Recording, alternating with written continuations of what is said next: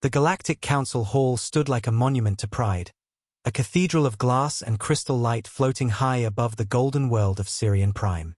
Beneath its shining dome, thousands of voices murmured in expectation. Representatives from every empire, every species, every colony that called itself civilized, filled the chamber. The air shimmered with tension. Holo banners rippled above the seats, carrying the insignias of 1,000 worlds. Yet all eyes were fixed on the center dais, where humanity stood, small in number but unshaken.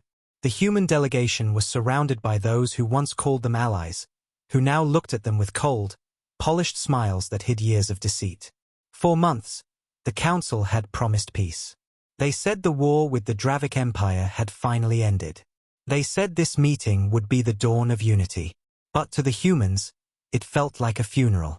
Their funeral. Ambassador Elias Ward, Earth's chief envoy, stood tall though exhaustion weighed on his shoulders. His uniform was plain gray, unadorned by the silver robes or jeweled sashes the other diplomats wore. To him, ceremony was nothing without meaning. He had been through 12 sessions, 20 drafts of treaties, hundreds of promises that turned to ash. Behind him sat his small team, men and women from Earth, Mars, and Luna, each one watching the chamber with quiet eyes. Across from them, on the Council's grand platform, sat the alien dignitaries. The Chancellor of the Council, an elder from the Aviren Dominion, looked down with the kind of smile that was not kindness but dismissal. Ambassador Ward, the Chancellor began, his voice amplified across the hall, deep and regal. After long debate, the Council presents humanity with the final terms of peace.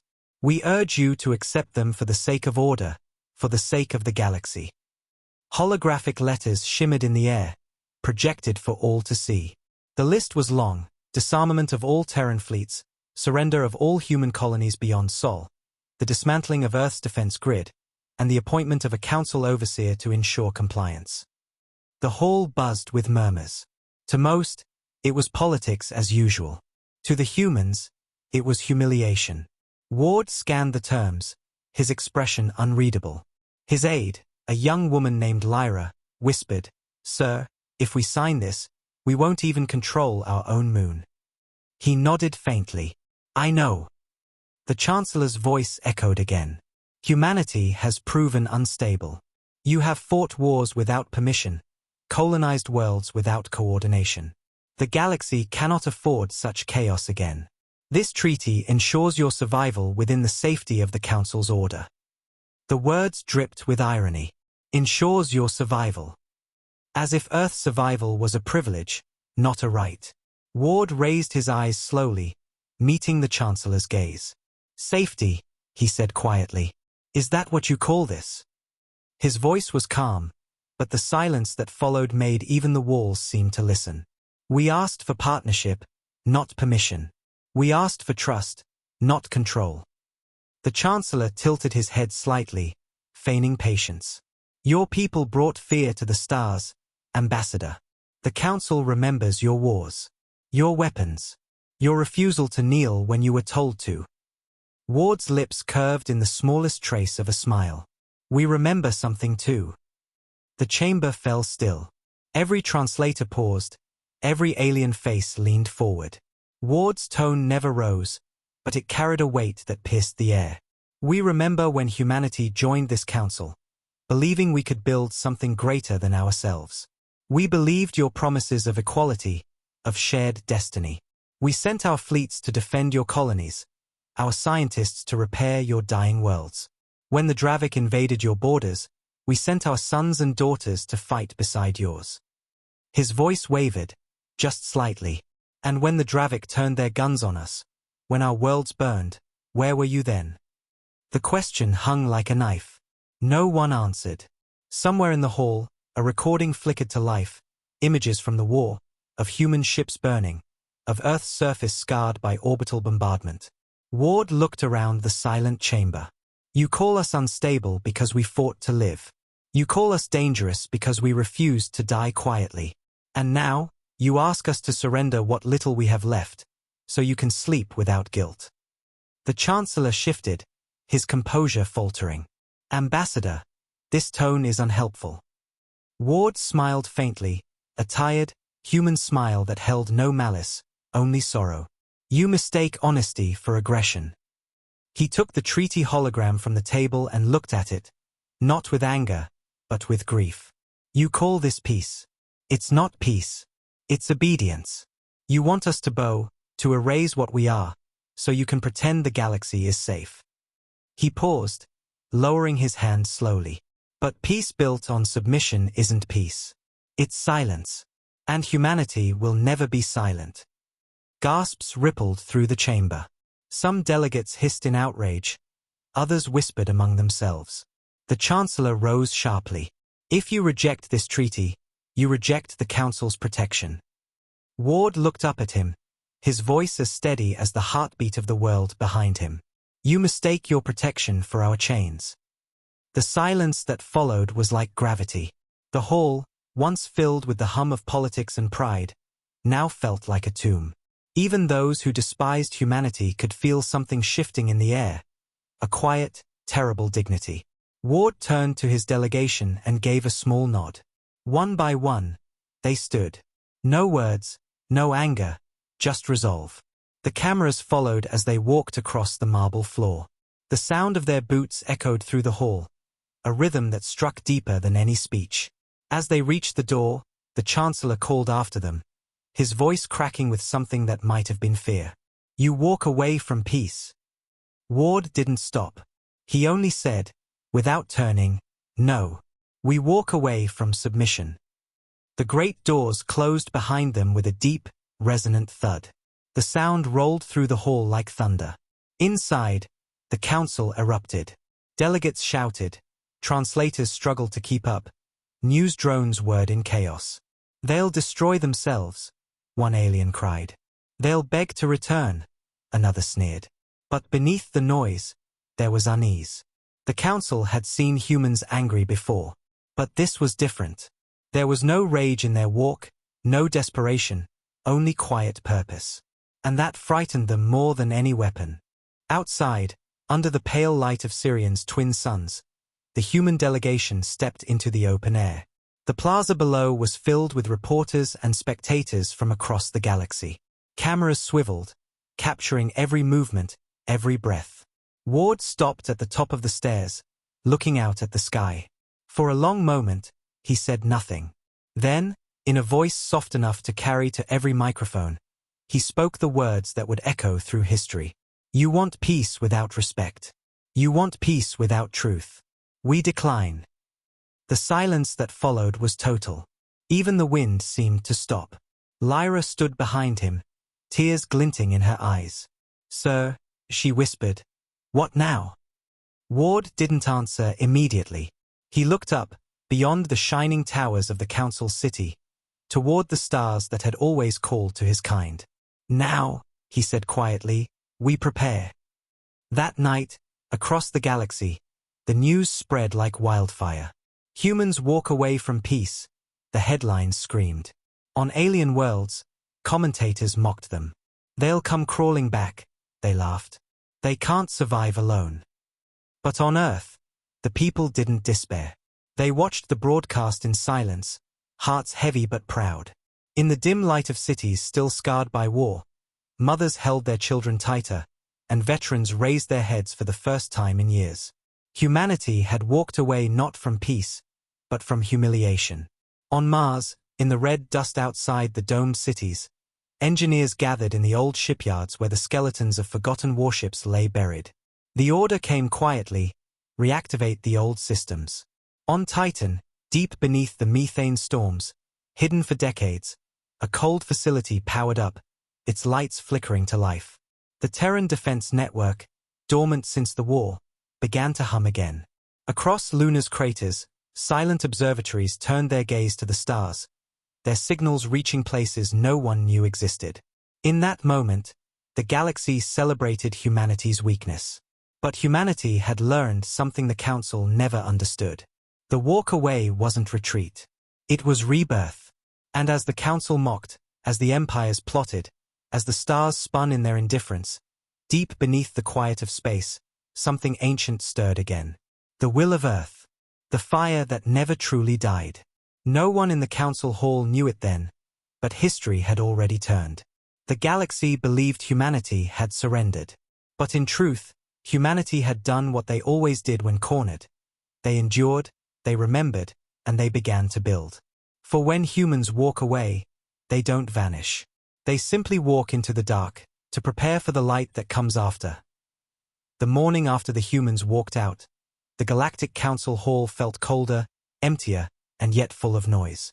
News broadcasts from across the galaxy replayed the moment again and again. The quiet walk, the echoing steps, the doors closing with that heavy sound that no one could forget. Some called it defiance. Others called it madness. But to the powerful, it was nothing more than a joke. By midday, the Chancellor himself stood before a swarm of cameras, his golden robes glinting under the lights. The humans, he declared with an amused smile, have chosen isolation. They will soon discover the galaxy does not revolve around their fragile pride. The Council wishes them well. Laughter filled the chamber, recorded and broadcast to trillions. The Council's arrogance was complete, their pride unshaken, their blindness absolute. Behind the laughter, however, cracks had already begun to form. In the corridors of the Grand Hall, aides whispered. They had seen the look on the humans' faces, that calm, heavy silence that wasn't anger, but something far more dangerous. A few diplomats spoke quietly in private chambers. Perhaps we were too harsh, one murmured. Harsh, another replied, scoffing. They refused to submit. You think they deserve mercy. And so the voices of reason were drowned again by politics, by pride, by the comfort of believing the humans were small. In the days that followed, the Council acted swiftly, not to make peace, but to punish. They called it economic enforcement. Trade routes to human colonies were restricted. Supply chains were severed. The massive energy shipments from Jupiter's refineries halted. On the surface, the decree was elegant, legal, justified. But in truth, it was vengeance. Let them feel the cost of defiance, said the Dravic ambassador, his scaled lips curling into a smirk. They'll come crawling back. The Council applauded. The Chancellor smiled. And somewhere far beyond their reach, Earth watched, and said nothing. On Earth, the silence was not defeat. It was purpose. In the old shipyards of the Pacific, long-abandoned cranes began to move again. In the skies above Mars, factory lights flickered through red dust storms. The colonies that had once built ships for the Council now began building for themselves. Quietly, without announcement, without pride. The same humans the galaxy called primitive had learned to build in secret. The same engineers who once designed exploration vessels now designed ghosts. Meanwhile, in the Council capital, arrogance bloomed like rot. The alien delegates threw banquets to celebrate the restoration of order. They drank to a future without Terran interference. In one corner of the hall, Admiral Koro of the Velran fleet leaned toward the Chancellor and said, "Their factories will starve. Their colonies will fall apart. Within months, they'll be begging for reentry into the Council." The Chancellor raised his glass. If they survive that long. The others laughed, their jeweled hands clinking crystal goblets, their eyes glowing with false confidence. But not everyone laughed. In the quiet archives beneath the Council spire, a young historian named Lura watched the human footage again and again. She studied the ambassador's face as he spoke those final words. You want peace without respect. You want peace without truth. We decline. His eyes had not been wild or desperate. They had been calm. Too calm. The kind of calm that belongs to someone who already knows what comes next. Lura turned off the recording and whispered to herself. They didn't walk away in anger. They walked away in preparation. But when she mentioned it to her superiors, they dismissed her with polite disdain. Humans are emotional creatures, said Archivist.Then. They act from passion, not plan. She almost smiled at the irony. By the end of the week, the Council began its second move. A fleet of inspectors was dispatched to observe the human colonies, a thin disguise for intimidation. Ships marked with the golden insignia of the Council appeared near Mars, Titan, and the outer settlements. They transmitted orders demanding compliance with new trade sanctions.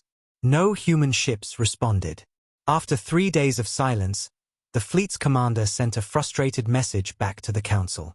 They refused to acknowledge us. The reply was cold, then make them listen. What followed never made it into the public reports. Over the skies of Ceres Station, the inspectors attempted to board a Terran supply vessel. The humans didn't resist. They simply refused to open the airlocks. If you attempt to breach, the human captain said over the comms, you'll regret it. The aliens laughed. And what will you do? You're unarmed. They breached. A flash of light filled the void. Moments later, their sensors went blind. The Terran ship was gone. The inspectors' vessels floated powerless, systems fried, their own hulls marked by an invisible scorch. When they limped home, their reports made no sense. They vanished, one wrote. And for 3 seconds, our instruments read energy output beyond any known reactor signature. The Council dismissed it as human sabotage. They never realized it was a warning. Months passed. The Council's confidence grew. They began constructing propaganda, teaching that humans were dangerous relics, too emotional, too unpredictable to survive alone. But in quiet corners of the galaxy, the story was different. Merchant captains whispered of human ships appearing at the edges of dark space. Silent, cold, invisible until they spoke. They didn't attack, one trader told his crew. They just said, leave this area. And when we didn't, our engines failed for hours. The stories spread faster than the Council could bury them. Yet the arrogance of power always blinds itself. In the great halls of Syrian Prime, the Chancellor convened his council of advisors once more. The humans have isolated themselves, he announced proudly. They have no allies, no fleets, no colonies left to feed them. They will collapse. Admiral Koro nodded. They are like animals cut from their pack. Lura, standing in the shadows as a scribe, found herself whispering under her breath, no, Admiral. They are wolves. Across the Sol system, the so-called collapse looked very different. The Council's blockade had forced humanity to rely only on itself. And in doing so, it had unified them like never before. Earth's factories ran without rest, Luna's scientists shared their secrets freely, and Mars's engineers turned every ounce of dust into something useful. Old rivalries between colonies vanished overnight. Humanity's greatest strength had always been its stubbornness, and the Council, in its arrogance, had just given that stubbornness purpose. Admiral Mason stood in orbit above Earth, gazing at the planet's glow through the viewport of the TNS Resolute. His voice was quiet but firm as he spoke to his officers. They think we're finished. They think we've forgotten. But we haven't. We never forget. Behind him, the construction yards of the Terran defense fleet glowed faintly in the dark, thousands of small lights moving like fireflies in perfect formation. We walk away only once, Mason said softly. After that, we walk toward. And so humanity worked, not in anger, but in silence. Their communication networks went dark, their signals quiet. The Council's spies could no longer penetrate their systems. The last transmissions intercepted from Earth carried nothing but a phrase that none could decode. Project Silent Dawn initiated. The Council dismissed it as another human bluff. They were too proud to see the truth, that while they celebrated, while they laughed, while they congratulated themselves on victory, the humans had already begun building the weapon that would rewrite the balance of the galaxy. In the chambers of the Galactic Council, arrogance had turned to certainty. And certainty, as history had always proven, was the first step toward collapse. Humanity didn't need to fight them yet. They only needed to wait. And as the stars turned slowly over the quiet planet Earth, deep within the oceans of its night, something vast was stirring, the beginning of the price the galaxy would one day pay. The Council's arrogance had settled into routine now, like dust on old glass, too thick to see through, too heavy to shake off. It had been 6 months since humanity's walkout, and the galaxy had convinced itself that the Terrans had faded into silence. On the bright world of Syrian Prime, the Chancellor's speeches were still full of confidence, broadcast to every corner of the known systems. Humanity will return to reason, he said, his voice smooth and false, the kind of voice that sells illusions. No species can survive without the Council's order. The Terrans will learn.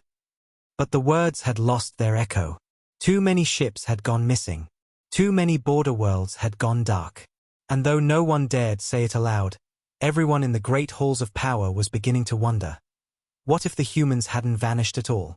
It began as whispers, carried by traders and smugglers who drifted through the shadowed lanes of the outer rim.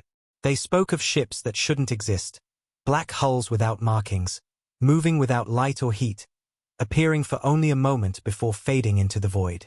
"We saw them," said one freighter captain, trembling as he described the encounter. "They came out of nothing, scanned our cargo, and then, gone. No jump signature, no trail. Just gone." When asked who they were, his voice dropped to a whisper, "Humans." The story spread faster than light. The Council called them fabrications, ghost stories to frighten the weak. But in the dark, even the powerful began to listen. On Dravik Prime, the empire that had once led the assault on Earth, an entire mining convoy vanished without trace. 58 ships, fully armed, gone in a single night. The last transmission was short and static-filled, but the message was clear: unknown contact, pattern, human, and then silence. When the Council reviewed the data, they found no energy signatures, no weapon traces, no debris. "Pirates," Admiral Koro said dismissively. "We'll tighten patrols." Yet deep down, something uneasy stirred even in him. The Council doubled its fleets along human territory, deploying drones, sensor nets, and stealth probes. None returned. The satellites blinked out one by one, their signals replaced by a faint, rhythmic pulse. It was so subtle that only a few scientists noticed it at first. 3 short, 3 long, 3 short. Morse code. But it wasn't a call for help. It was a message. Humanity had returned, not as victims, but as ghosts of their own making, haunting the galaxy that betrayed them. Inside the Council's intelligence headquarters, a storm was brewing. Reports from dozens of sectors told the same story: blackouts, missing fleets, systems thrown into chaos. "It's sabotage," one officer insisted. "It must be internal." But Lura, now transferred to intelligence as a record keeper, recognized the pattern. She had seen this kind of precision before. Humans didn't strike wildly. They studied, adapted, and then acted with purpose. "They're not attacking," she said quietly in a meeting full of shouting officers. "They're reminding you." The room went silent for a heartbeat before the Chancellor's advisor barked, "Reminding us of what?" Lura met his gaze. "That they warned you." While the Council debated, humanity moved unseen. In the cold expanse of space beyond the rim, the TNS Revenant drifted through the void, surrounded by a fleet so silent that even the stars seemed to hesitate. Within its command deck, Admiral Mason stood before a holoprojection of the galaxy. Blue lights marked the living systems of the Council. Red lights marked the dead ones. And in the middle, faint gray pulses traced the path of humanity's return. "Phase 2 complete," said Commander Ellis. "Dravik communication grid neutralized. Their fleets are blind."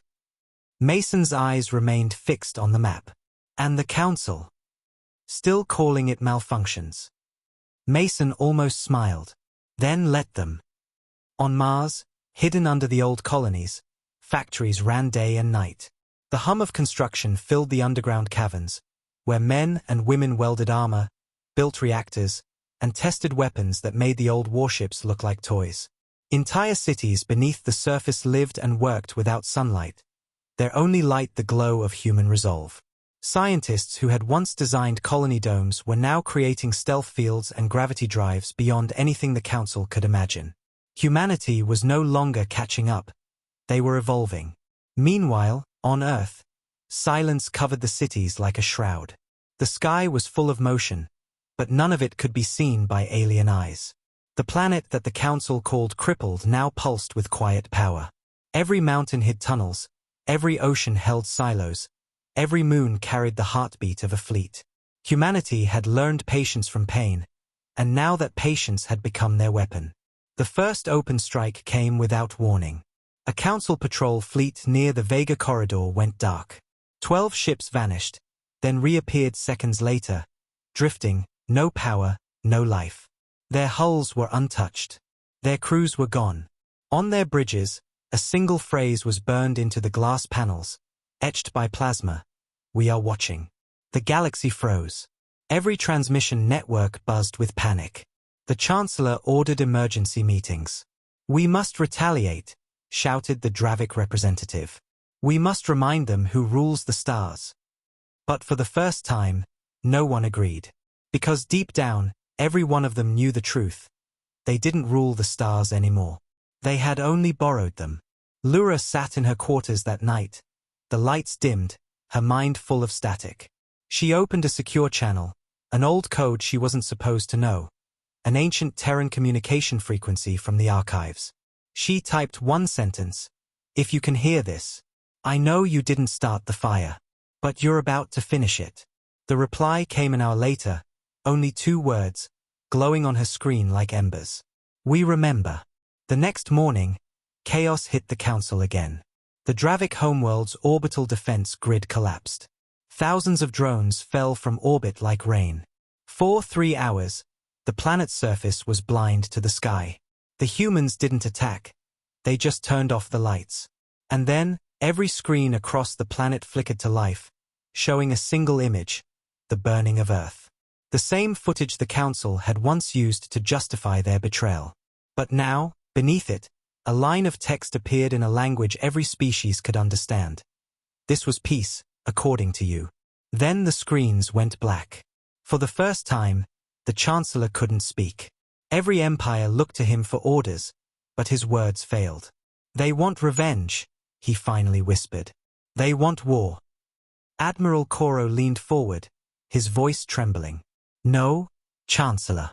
They want us to feel what we made them feel." The council chamber fell silent. In that silence, the sound of fear was louder than any alarm. Out in the void, the Revenant glided through the stars like a ghost ship. Mason watched the data feed of the council's confusion. "They'll call us monsters," Ellis said quietly. Mason didn't look away from the screen. "Then they'll finally see themselves." Behind him, the ship's AI pulsed to life, its voice smooth and calm. "Admiral, target parameters for Operation Mirafall are confirmed." Mason nodded. "Begin the test on Sector 91. Let them understand what silence really sounds like." Far away, on a quiet agricultural world loyal to the Council, every satellite shut down at once. Communications died. The sun dimmed for 2 whole minutes. And then, as power returned, a new constellation glowed in the night sky, 8 stars forming a perfect Terran insignia. The farmers looked up in confusion, unaware of what it meant. But across the galaxy, leaders who had seen the human flag before understood. Humanity had returned not to beg for peace, but to show the price of arrogance. The Council had mocked their walkout, celebrated their isolation, and called it the end of a dangerous chapter. They never realized that humanity hadn't been erased. They had been rewritten.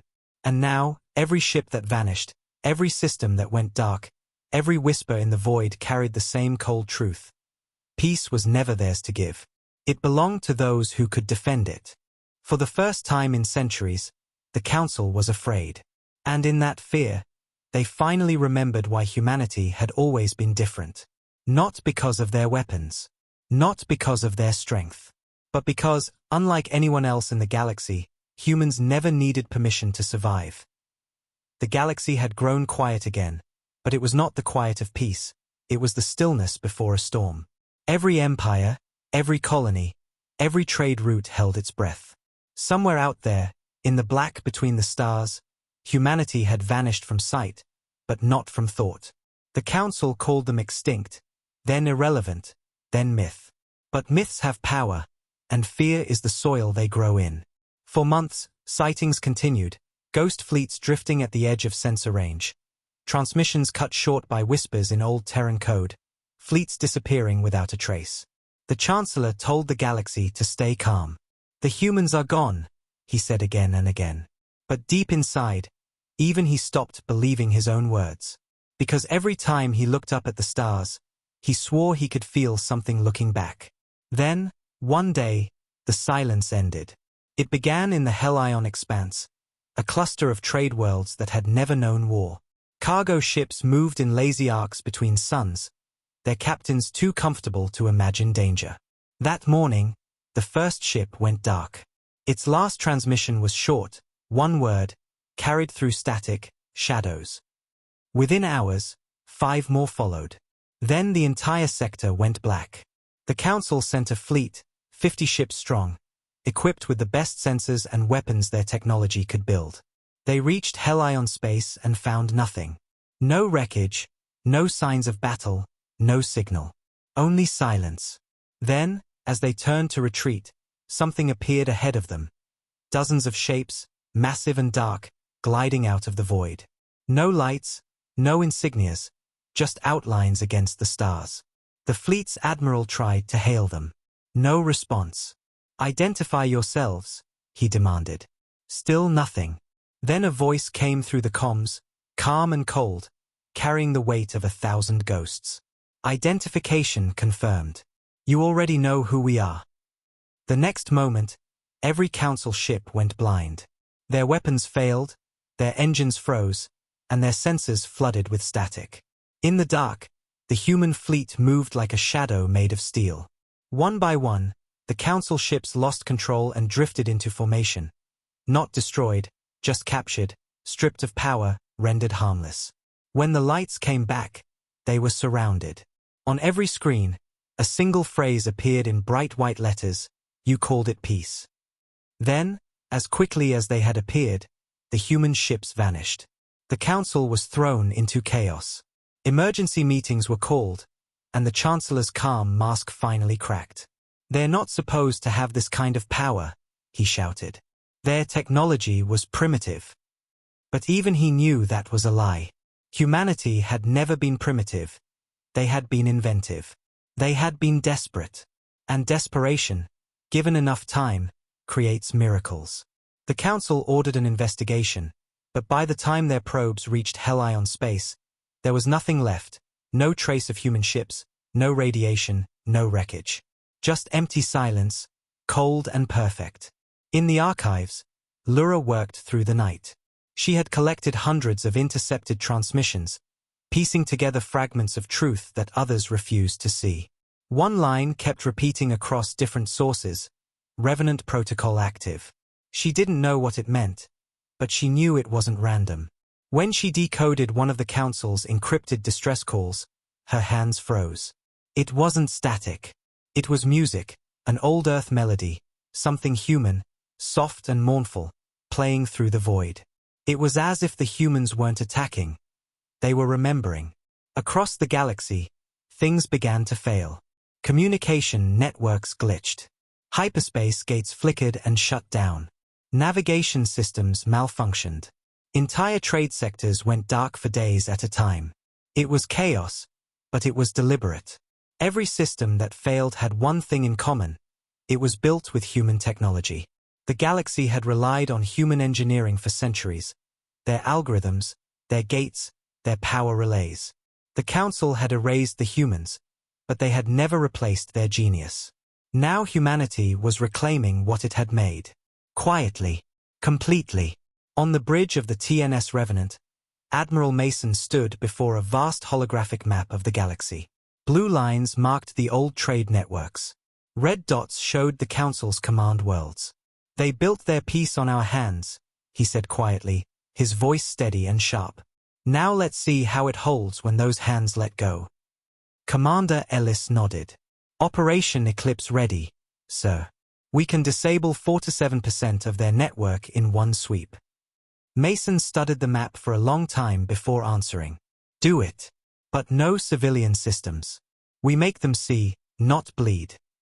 The order was carried out in silence. Across thousands of worlds, the lights went out. Factories stopped. Ships hung motionless in orbit. Entire planets stared at their powerless skies, and in the dark, one signal pulsed across every channel. 3 beats, pause, 3 more, SOS. It was the oldest human signal of all, the call for help. But this time, it wasn't a plea. It was a mirror. Humanity was showing the galaxy its own reflection. What peace without humans really looked like. On Sirian Prime, panic spread. The Council's fleets were paralyzed, their communications collapsing. "We're blind," one technician shouted. "Every channel's jammed." "Jammed by what?" demanded the Chancellor. The technician's voice trembled. It's human code. From the old Terran archives." The Chancellor's face went pale. "That code was lost." "Then they found it," Lura whispered. "Or maybe they never forgot."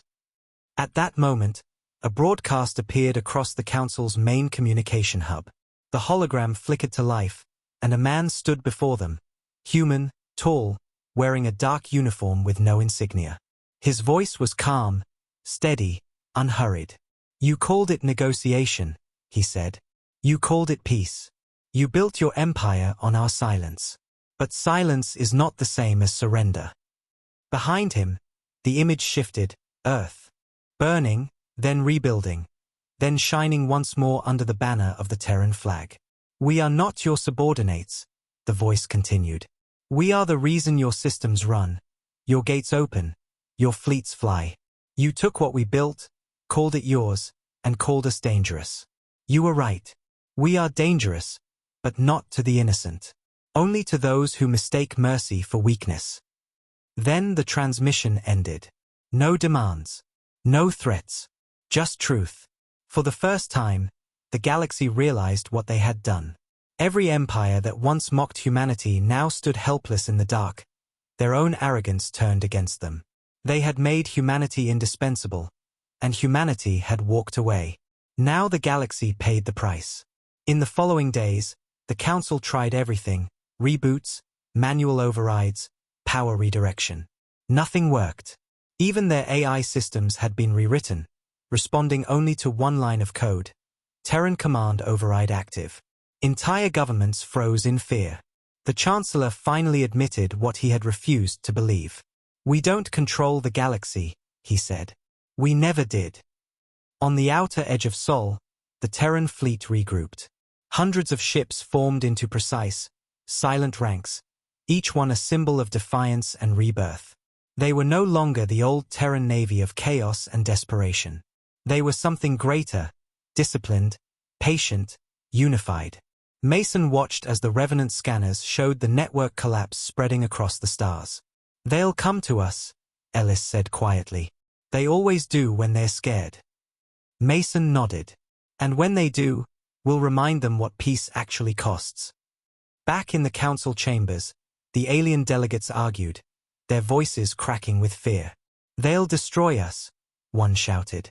"No," said Lura, standing among them, her voice steady. "They're giving you a chance. They're showing you the price before they make you pay it." The Chancellor glared at her. "You defend them." She looked him in the eye. "No, I understand them." That night, as the galaxy sat in darkness, 1,000 eyes looked toward one place, the faint blue light of Sol.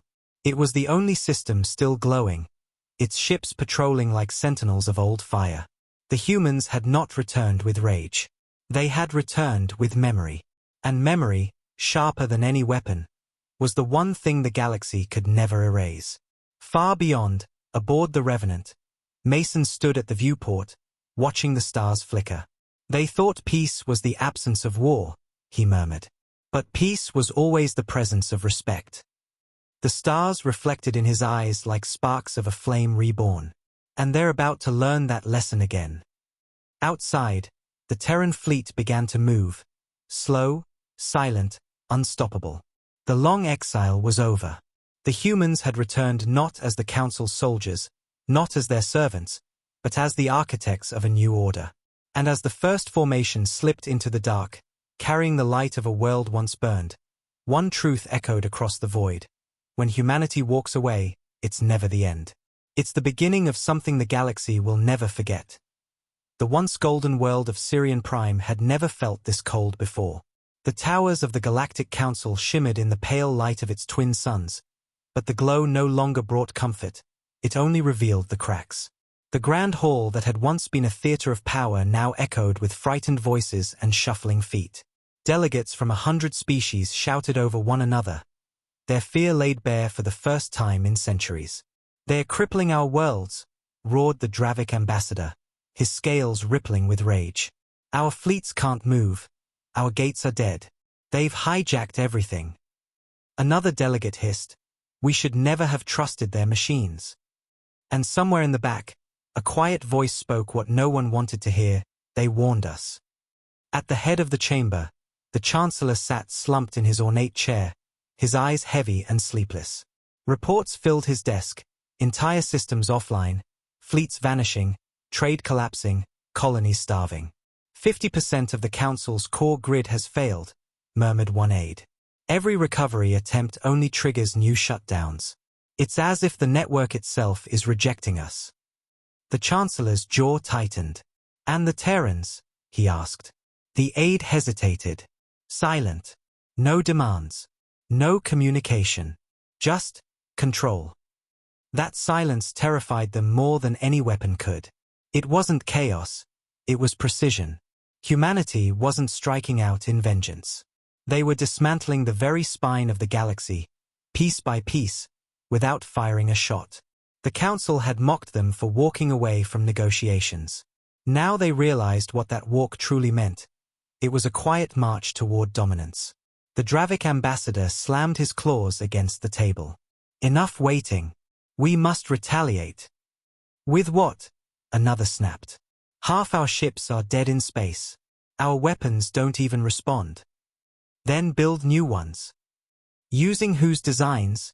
Came a bitter laugh. "Ours were all Terran engineered." The room fell silent. The truth hit like gravity. Everything, from starships to gates, from power grids to defense networks, had been built with human hands. The galaxy had grown rich on Terran craftsmanship and never learned to replace it. They had erased humanity from their councils, but not from their infrastructure.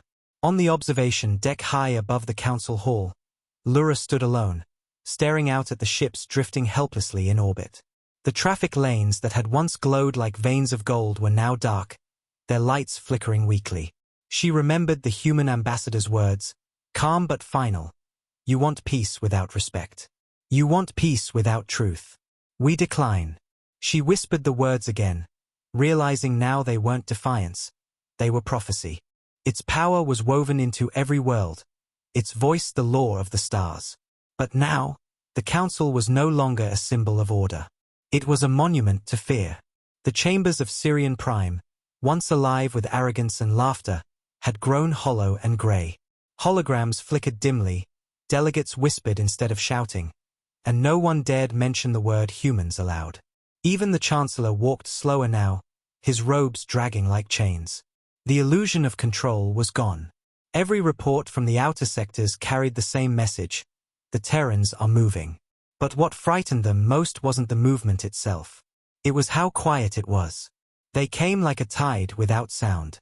The first to witness it were the border patrols near the nebula frontier. Dozens of alien ships floated above fractured moons, their sensors searching for signs of life. Then, one by one, their radars filled with unknown signatures, massive objects emerging from the nebula's mist. They were not like any ships ever built by Council design. Their hulls were black, jagged, and alive with faint red light. The vessels didn't broadcast identification. They didn't respond to hails. They simply surrounded the patrol fleet. The alien commander ordered weapons primed, but before a single missile could launch, his screens went white. Power failure. Systems gone. Engines dead. The humans didn't fire a shot. They simply watched, and then drifted past, silent as ghosts. By the time the Council received the transmission, it was already too late. Humanity had reappeared, not as scattered survivors, not as refugees, but as a force greater than anyone remembered. The Terran Vanguard fleet was real. Its name alone began to shake empires. Hundreds of warships now moved under a single command, bound not by conquest, but by purpose. In the shadows of space, the humans had built something unimaginable, an alliance of worlds that no one thought possible. Species once enslaved by the Council now flew under the Terran banner, their ships redesigned, their colonies restored. Humanity had not returned to take revenge. They had returned to bring balance, and in doing so, had become what the Council had always pretended to be. Inside the Council chamber, panic had turned to desperation. The Chancellor stood before a room of exhausted faces, his voice trembling as he tried to hold authority. "We must act now," he said, pounding his fist on the table.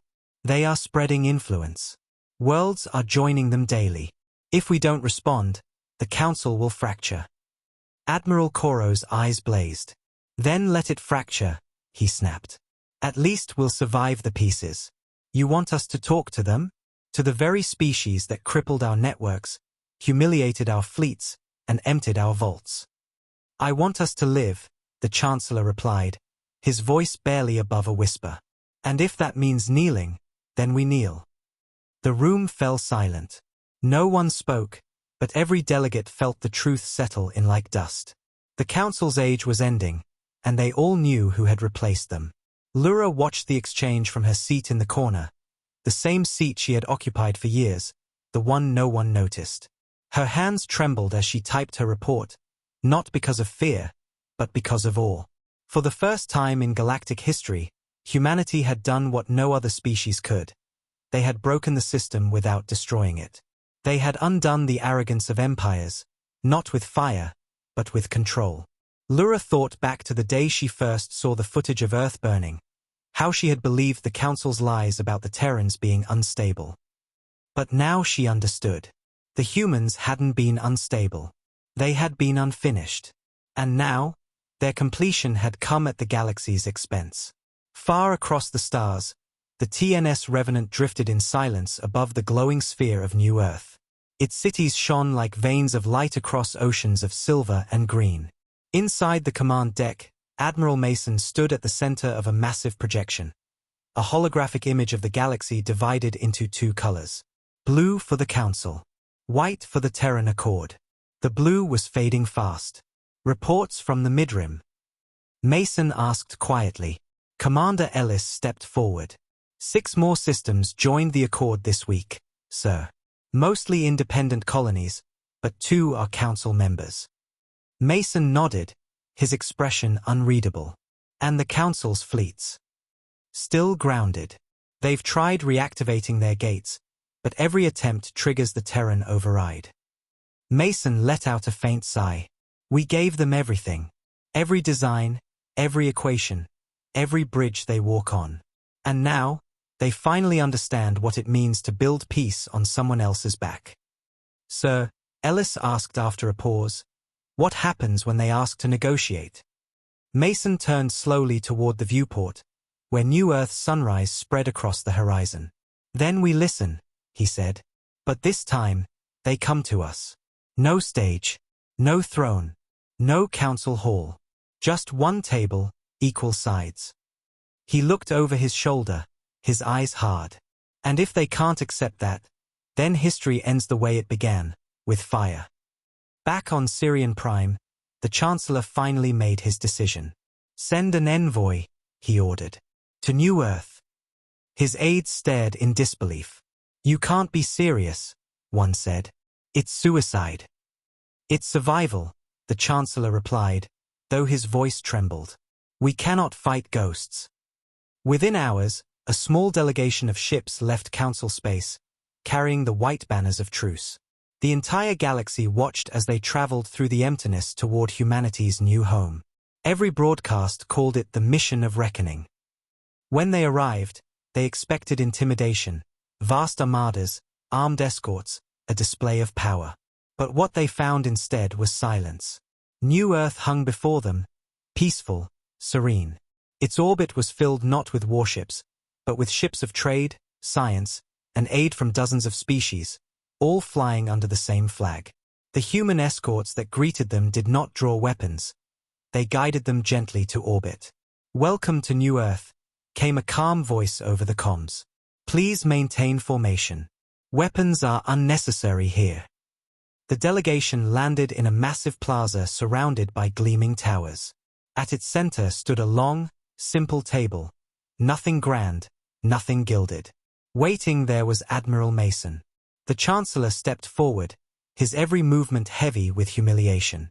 "You've made your point," he began. "Now let's end this before the galaxy tears itself apart." Mason studied him for a long moment. "You think it's our doing?" he asked quietly. "We didn't tear your galaxy apart. You did, the moment you mistook mercy for permission." When the first transmission from the Terran fleet finally came, it didn't come through official channels. It came through every device, every speaker, every system once touched by human hands. Across the galaxy, the same message echoed in a dozen languages, carried by a calm, steady voice that spoke without threat or hatred. "We asked for respect. You answered with arrogance. We offered peace. You turned it into control. We walked away, and you followed us with greed. Now you will understand what your peace costs." The message ended there. No coordinates. No demands. No sound. But an hour later, every major council world experienced the same phenomenon. Their skies went dark. Their suns still burned, their stars still shone, but their skies dimmed, as if the light itself had been taken. Panic erupted. Governments collapsed. Civilian ships begged for aid that never came. For 24 hours, the galaxy sat in manufactured night, and in that darkness, every being finally saw their reflection. When the light returned, it came with another message. A visual this time, a broadcast of Earth. Not the burning Earth the Council had shown after the war, but Earth as it was now. Rebuilt. Green again. Oceans shining. Cities standing tall beneath banners of blue and white. Children laughing in open fields. The camera panned slowly to the sky, showing massive ships gliding above the clouds. The voice returned, calm as ever. "You said we couldn't survive without you. But it was you who couldn't survive without us." The transmission reached every world before fading to black. The council chamber was silent for a long time. Even the Dravic ambassador didn't speak. The Chancellor finally stood. "We must open negotiations," he said, voice trembling. "We must negotiate what?" Lura interrupted softly. Every head turned. "You had your chance to listen," she continued. "Now you're just hoping they'll forgive." "And you think they won't?" asked the Chancellor. Lura met his gaze, her voice steady. "I think they don't need to."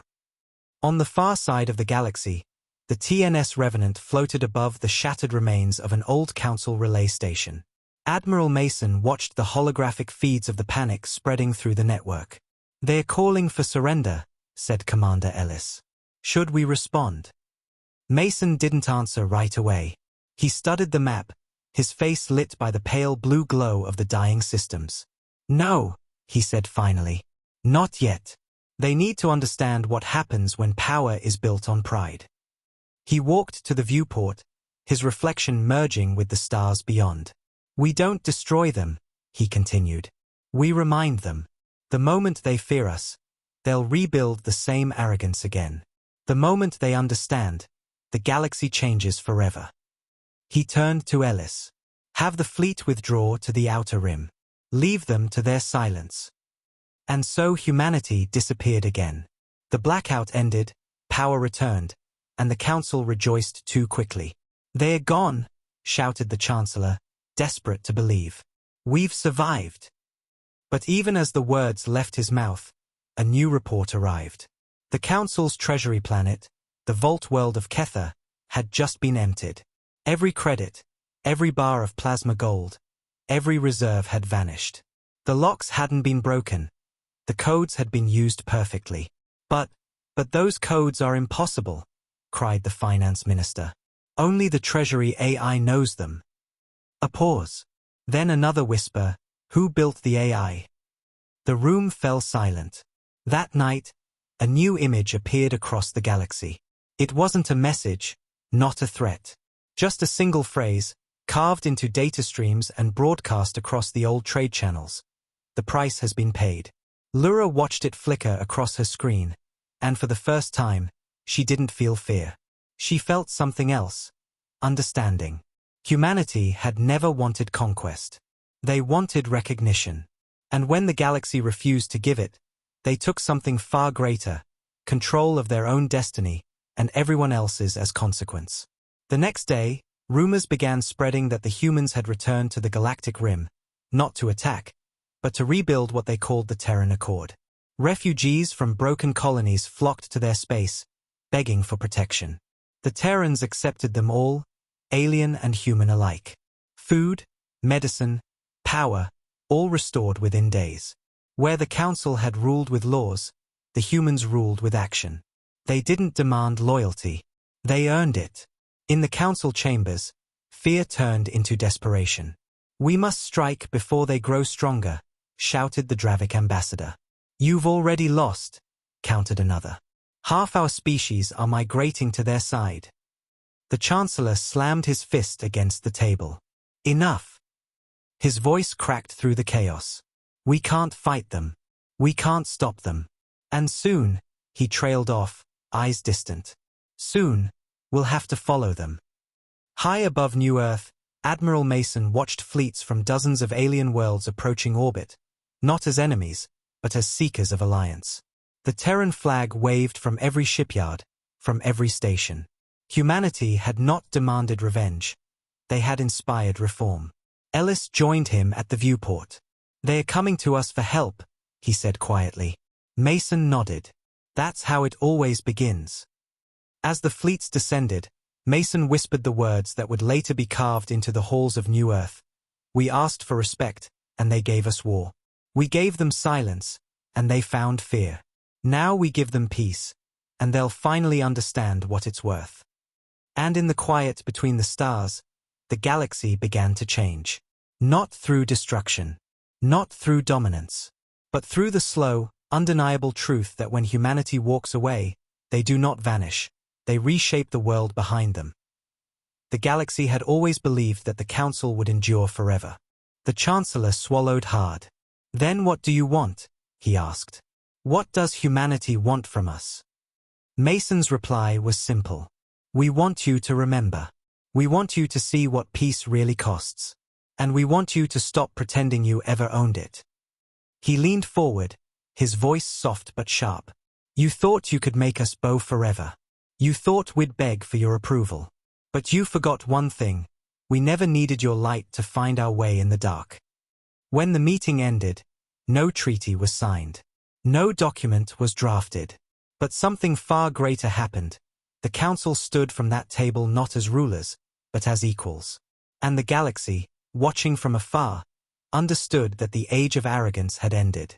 The age of accountability had begun. Later, as the envoy ships departed, Lura lingered on New Earth. She looked at the humans walking through the city, soldiers and scientists, children and elders, aliens among them, all working side by side. It wasn't an empire. It wasn't a military state. It was something the galaxy had never seen before. Unity without domination, power without cruelty. She whispered to herself, "They never wanted to rule us. They just wanted to be left free." Above her, the Revenant moved through the sky like a shadow of legend, its engines glowing faintly in the dawn. Mason stood at the viewport, watching the ships leave orbit. "They'll remember this day," Ellis said quietly beside him. Mason nodded.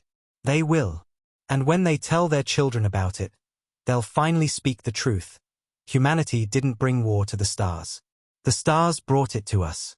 We just returned it with interest." As New Earth rotated beneath them, the Terran fleet stood ready, not as conquerors, but as guardians of balance. The Council's reckoning was complete. The galaxy had paid its price. And in that quiet moment between light and darkness, as the ships of humanity drifted through the void, one truth pulsed like a heartbeat across the stars.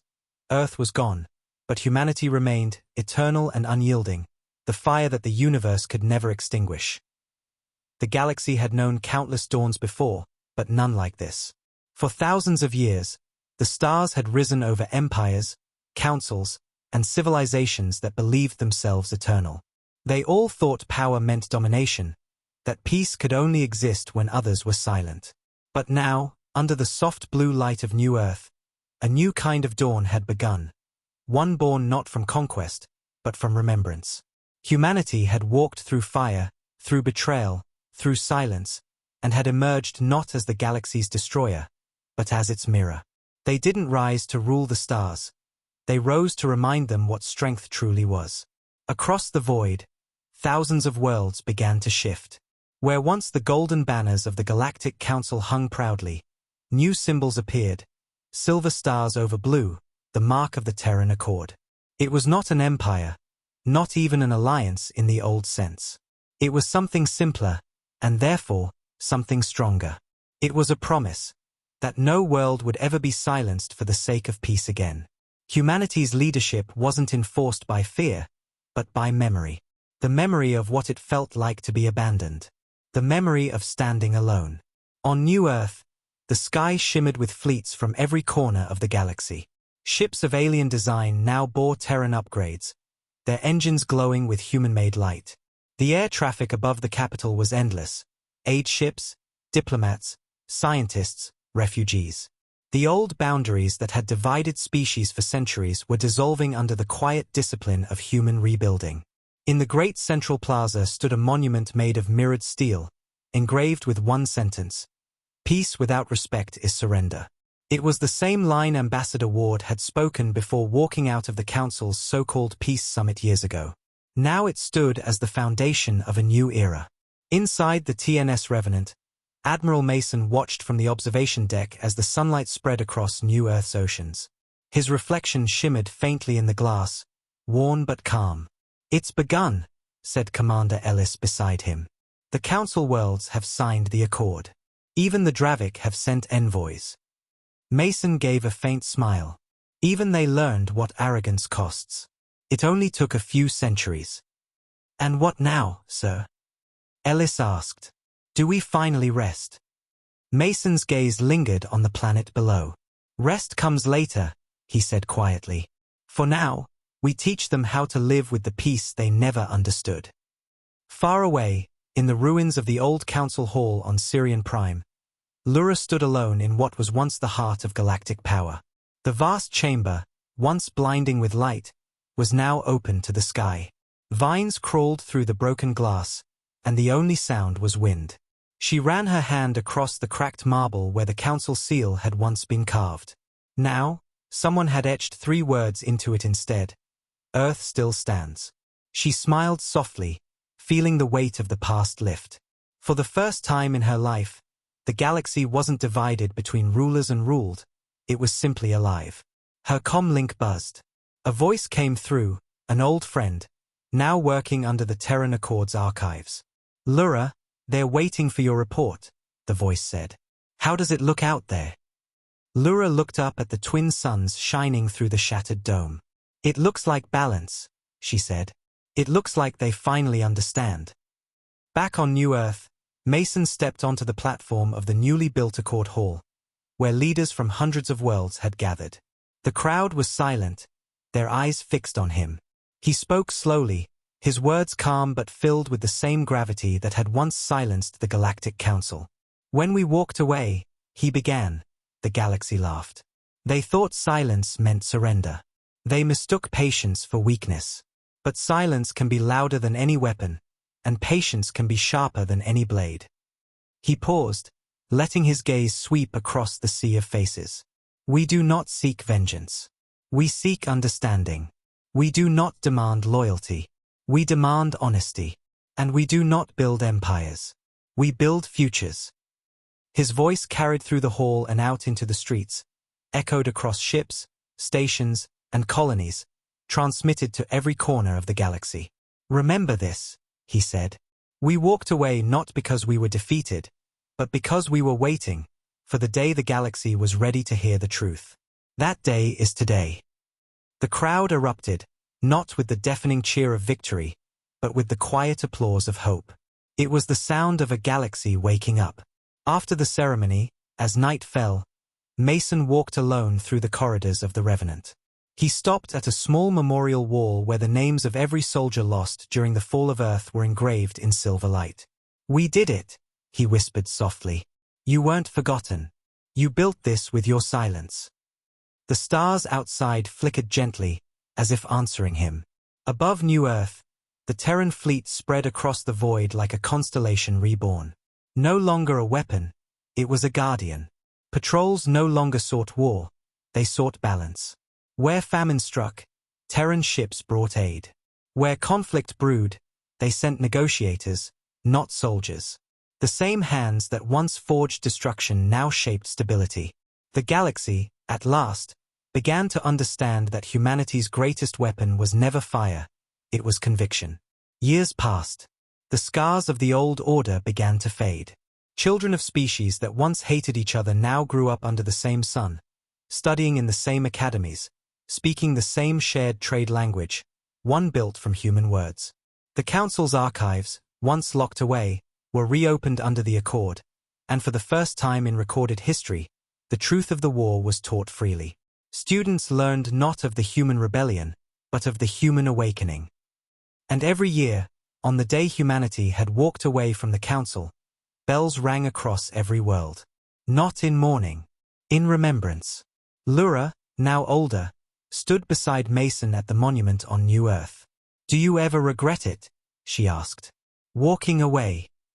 Mason looked toward the horizon, where the twin moons hung over the ocean. "No," he said softly. "Sometimes walking away isn't leaving. Sometimes it's leading from ahead." She smiled faintly. "And now?" He turned toward her, eyes reflecting the dawn. "Now we build something that doesn't need heroes, only people who remember." As the first light of morning washed over them, the fleet above began to move again, spreading outward into the stars, carrying the banner of the Terran Accord to worlds still living in the shadow of old fears. Humanity had not conquered the galaxy, they had changed it. Not with force, but with example. Not with revenge, but with remembrance. And in the endless silence of space, where once humanity's cries for mercy had gone unanswered, now there was harmony.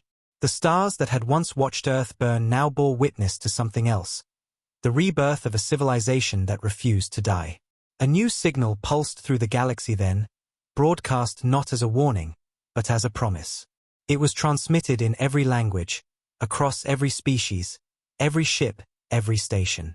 Its words were simple, carved from the voice of history itself.